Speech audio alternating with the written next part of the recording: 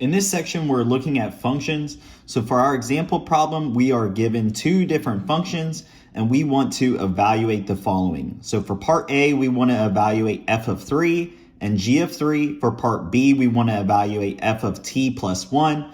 And for part C, we want to evaluate g of x squared minus 5.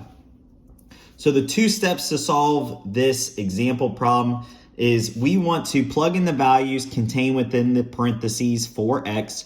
So we'll plug in the different values here into their respective function. And then the next step is to simplify it.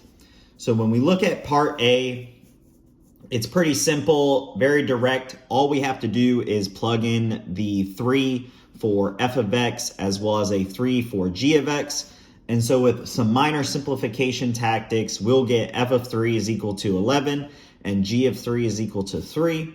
For part B, it's very similar. We're going to plug in the t plus 1 term for x. So you can see here, this x term as well as the second x term will be replaced by t plus 1. And after some simplification, we'll get f of t plus 1 is equal to t squared plus 7.